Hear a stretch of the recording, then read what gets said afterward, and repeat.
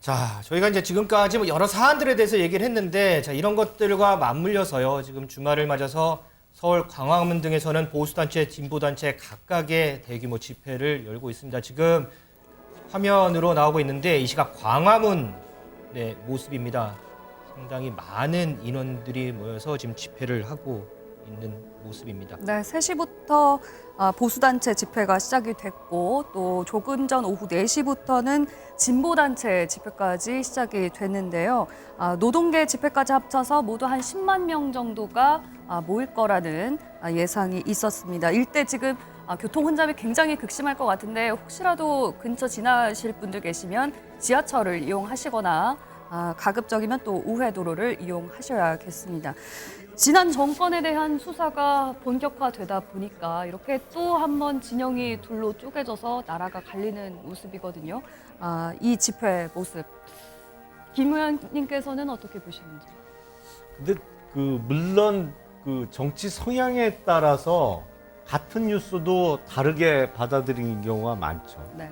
뭐 사실을 인정하느냐, 저걸 믿지 않느냐라는 개인 입장차가 있습니다. 근데 지금 뉴스를 뜨겁게 달구고 있는 것은 어떤 것이 더 맞느냐, 적절하냐의 문제가 아니고 팩트의 문제거든요. 네. 그러니까 돈을 받았냐, 그리고 그때 어떤 시장으로서의 권한, 이걸 이용해서 부당한 이득을 취득했느냐, 아니면 이게 어떤 정책 판단의 문제가 아니고 아니 월북이 맞느냐 아니면 월북으로 볼 수 없는 다른 증거들도 있는데 이 증거들을 무시하거나 삭제했느냐, 사실은 사실 판단의 문제가 쟁점이거든요. 그래서 이런 어떤 집회를 통해서 본인들의 주장을 외치는 것은 네. 약간 지금의 쟁점하고는 조금 맞지 않아 보입니다. 이거는 어떤 게 진실이고 어떤 게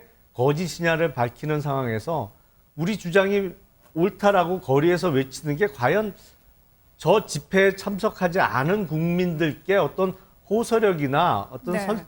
설득력이 있을까, 그런 의문은 좀 듭니다.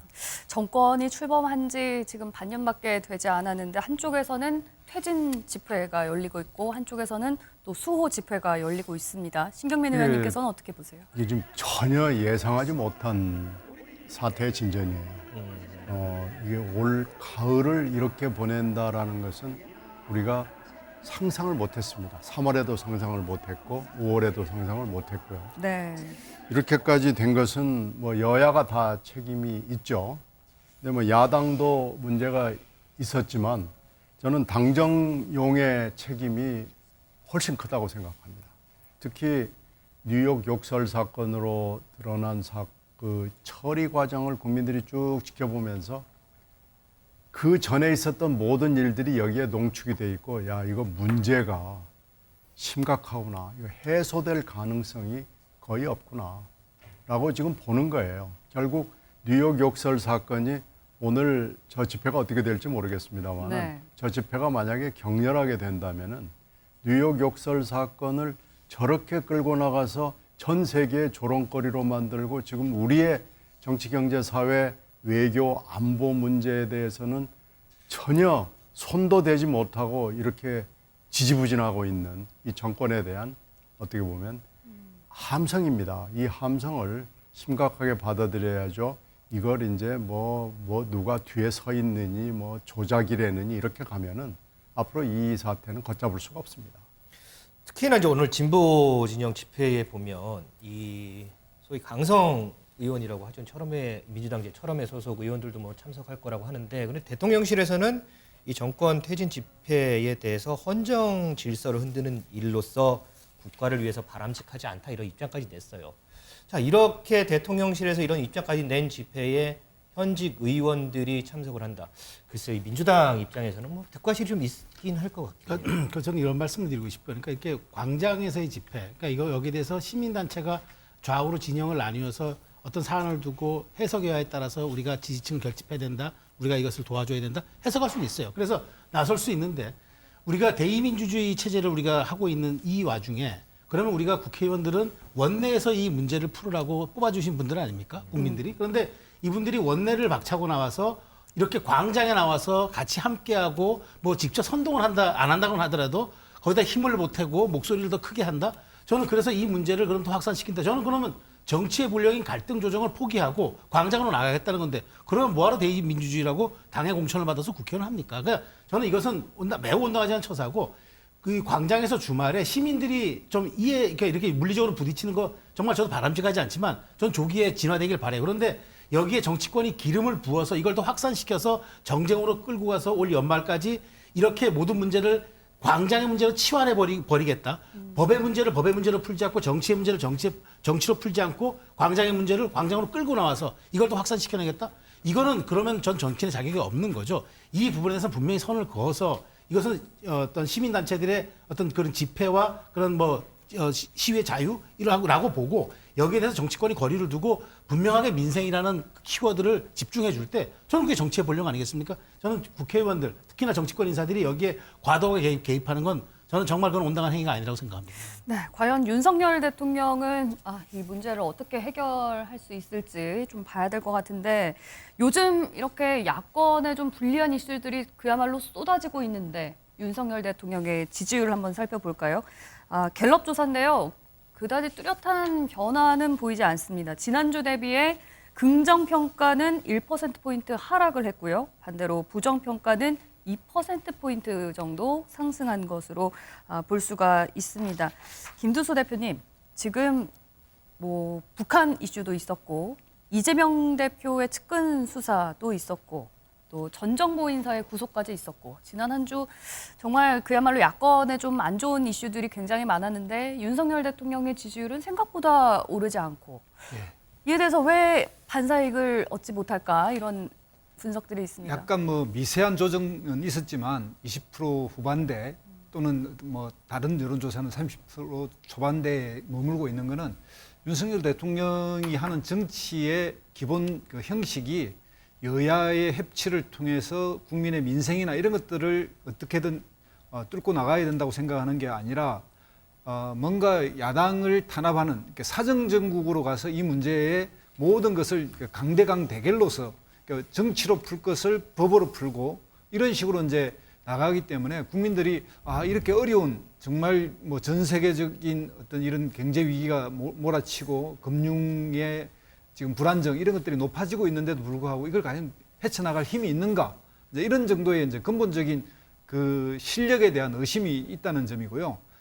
당분간 이게 이제 진영 대결로 가는 식으로 이렇게 막 그 장애 집회까지 몰고 갈 수밖에 없게끔 야당을 막 이렇게 몰아쳐가면 어떤 의미에서는 강대강 또는 보수와 이렇게 진보의 대결로 해서 반반으로 갈지는 모르겠습니다만 우리 국민들의 다수의 이렇게 중도에 있는 분들은 이미 실망해서 만약에 야당에 실망했다고 여당으로 가는 것도 아니거든요. 그런 행태에서 지금 긍정평가 60%대고 부정평가는 20%대라고 하는 이것이 당분간 계속 갈 수밖에 없다.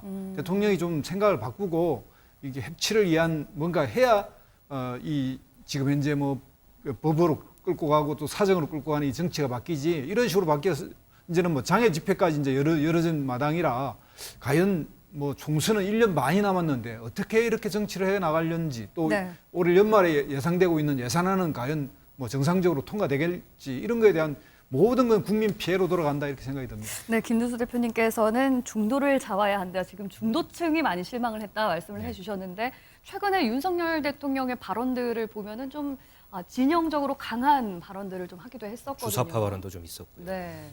글쎄, 근데 이게 여야의 문제가 아니라고 생각을 합니다. 사실은 주사파와 협력해야 되느냐? 그거는 협치의 대상으로 보기는 어렵겠죠. 사실은 주체 사상을 신봉하는 사람들과 어떤 합리적인 대화를 통해서 발전적인 결과를 도출하기는 어려울 것 같고요.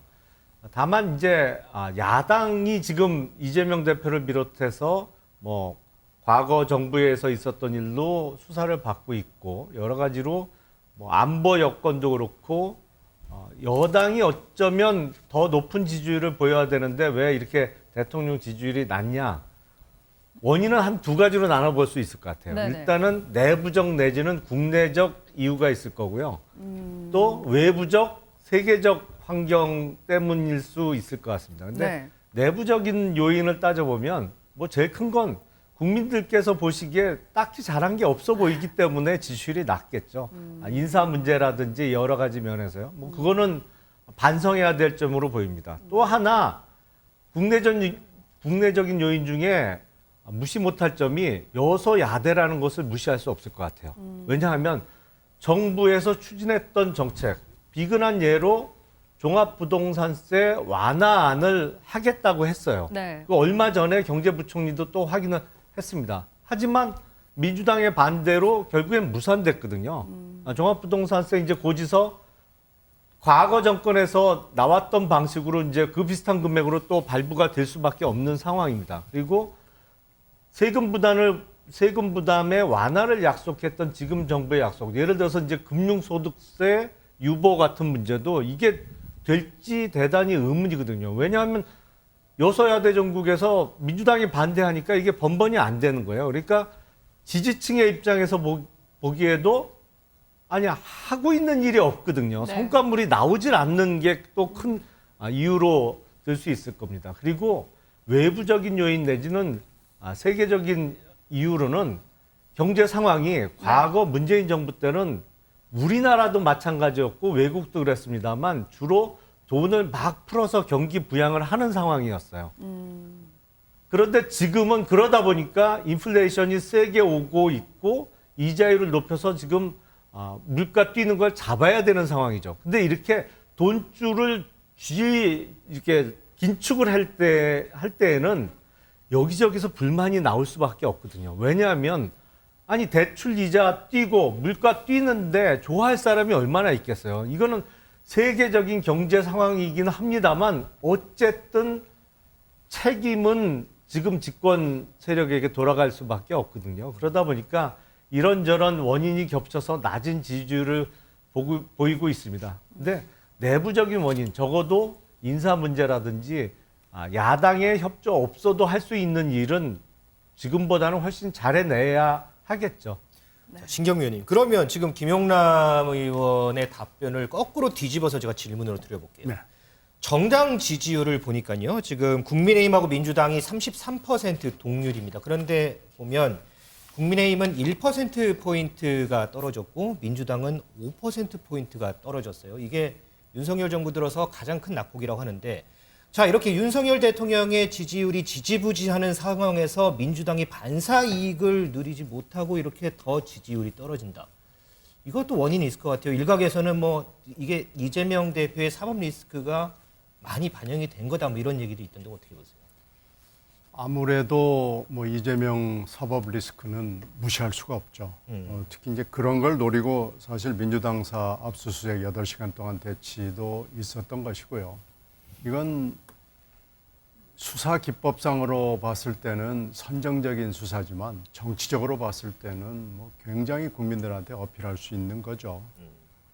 이 이재명 사법 리스크는 이건 민주당으로서는 피해갈 수 없는 대목입니다. 이건 결정을 어느 순간이 되면은 할 수밖에 없는 상황이라는 것을 민주당 구성원들이 다 알고 있습니다. 다만 여기에 이제 누가 언제 어디서 무엇을 어떻게 해야 되느냐라는 것이 남아 있을 뿐인데요. 결정이라면은 어떤 의미?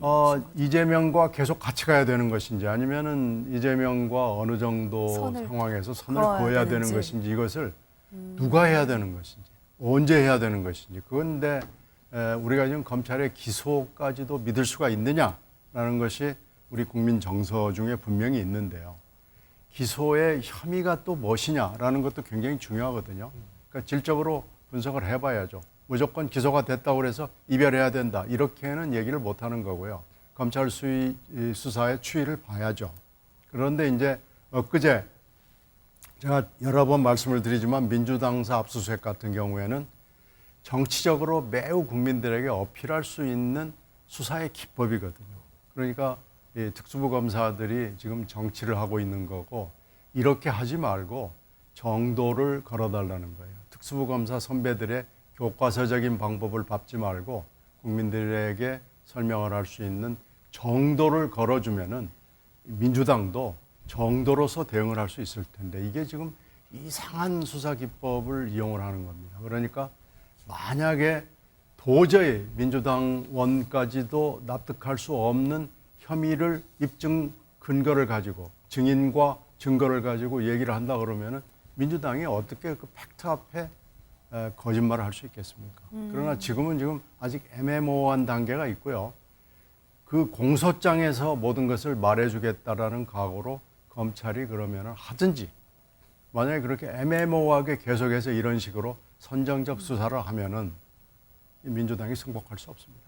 수사 결과에 따라서 이재명 대표와 함께 갈 수도 있고 아니면은 그 전에 갈라설 수도 있다. 그러니까 이런 말씀이시네요. 팩트가 엄숙한 겁니다. 그 팩트를 가지고 우리가 얘기를 해야 됩니다. 네, 알겠습니다. 이렇게 네. 어쨌든 뭐 매주 이제 윤석열 대통령의 지지도 그리고 정당 지지율이 발표가 되는데 그 속에 담긴 의미까지 해서 다음 주 저희가 또 한 번 더 좀 짚어보도록 하겠습니다.